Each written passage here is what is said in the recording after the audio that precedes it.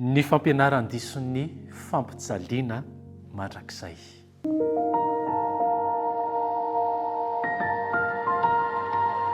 Isorantsika Andriamanitra satria tonga ny fotoana izay hiarahantsika indray amin'ity fotoana hianarana ny ten'Andriamanitra ity.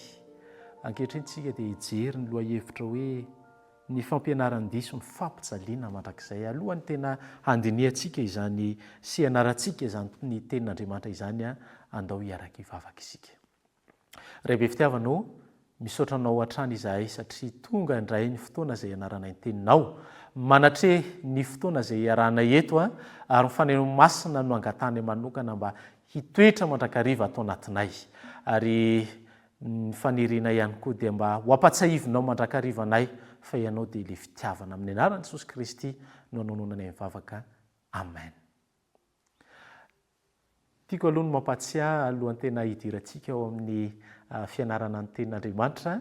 Ny rahapetritsika dia misy ny famotinana amin'ny rehetrarehetra ao amin'ilay fandaharana ny hoe universe.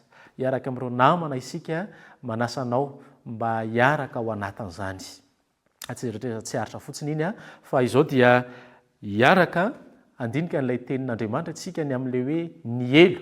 Ary amin'ity androany ity dia hoe ny fampianaran-diso ny fampijaliana mandrakizay. Tadidio fa isatana dia mampisavorovoro ny saina mandrakariva, manao izay tsy inoany olona rehetra an'ilay Andriamanitra izay be fitiavana eo. Fa ahoana? Tsaroa fa tsy avy amin'Andriamanitra ange ity hoe ny tahotra ity, ny fandetehana an'ilay hoe fampijaliana mandrakizay ity, fa avy amin'iza izany? Ny fampianarana momba ny elo mandrakizay dia tetika avy amin'ny fahavalo mba hampanalavitra ny olona, hampanalavitra asy ianao amin'ilay Andriamanitra be fitiavana ary mba hanakorontanana ny saintsika tsirairay avy. Izao no voalazan'ny mpanoratra anankiray malaza atao hoe Ellen Goldwhite. Izao no voalazany hoe avy amin'ny Satana ny fotom-pampianarana momba ny fampijaliana mandrakizay ho famaizana noho ny ota. Satria tamin'izany fomba izany no nahafahany ny taonan'ny olona maro ho amin'ny tsy fahatokiana sy ny fikomiana mampisavorovoro ny fanahy ary namery ny sain'ny olona. Izany no anisan'ny tanjon'Andriamanitra, tanjon'ny Satana, ny hoe tsy inoantsika an'ilay Andriamanitra be fitiavana.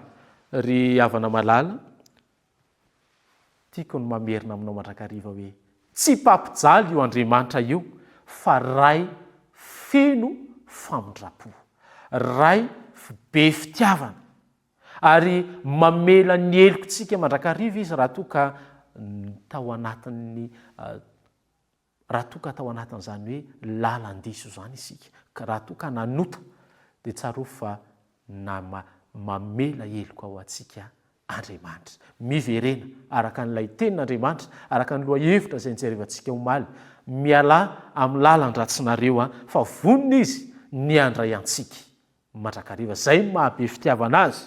Andriamanitra dia fitiavana. Ny fiafarany tantara dia tsy fampijaliana fa fanadiovana tanteraka ity tontolo izay noharian'Andriamanitra ity. Ho foana ny fahotana ary ny fifaliana sy ny fiadanana no anjaka amin'ny zavatra rehetra. Izany no anisan'ny fikasan'Andriamanitra amiko sy aminao. Afatra mampahery ho asy ianao amin'ity androany ity dia ity hoe aza vela ampitahotra anao ny sarin'ny afobe na ny fahatsapana homeloka. Aza vela ampitahotra antsika izany. Ny herin'Andriamanitra dia tsy miorina amin'ny famaizana fa miorina amin'ny fitiavana izay nasehony teo amin'ny hazo fijaliana. Averina indray ilay toko sy andiny mahafinaritra izay malaza be, izao na toko 7:120. Fa toy izao no nitiavan'Andriamanitra izao tontolo izao nomeny zanany lahatokana. Izany fitiavana nasehon'Andriamanitra ho antsika. Nomeny zanany mba hahafahantsika ho any amin'ilay fiainana mandrakizay, ka ho anao izay tafalatsaka ao amin'ny fahotana, ho anao izay nandeha tany amin'ny lalakafa, asainy ho averina eo aminy indray isika, mba hahafahantsika miara-dia, hahafahantsika mahazo ilay fiainana mandrakizay. Rehefa mibanjina an' Jesosy Kristy ianao dia tsy fahatezerana no hitanao fa izy manasitrana sy manome fiainana mahafinaritra ho anao. Izay ilay Jesosy Kristy mahafinaritra zany. Rehefa mibanjina azy sika, rehefa miaraka amintsika, rehefa atolotsika azy ny fiainantsika ray manontolo, dia tsy mahita ilay fahadisoana isika, tsy mahita ny fahatezerana isika izay asetri ny Satana, fa ilay fitiavana manasitrana be famindrapo zany no hitantsika eo amin'ny Kristy. Raha faranana ny lohahevitra amin'ity androany ity dia izao hoe ny tontolo voadio sy ny fiainana feno firindrana no ho avy miandry antsika. Satria ny fehi-kevitra farany sy lehibe indrindra dia izao: Andriamanitra dia fitiavana. Andriamanitra dia fitiavana. Zany no anisan'ny fototra lehibe indrindra ijoroan'Andriamanitra. Zay ilay toetra lehibe indrindra nanan'Andriamanitra. Noho izany Andriamanitra tsy ao anatin'ilay hoe eritreretin'ny sasany mpampijaly ilay asetran'ny Satana, fa io Andriamanitra io dia fitiavana. Ary tiako ny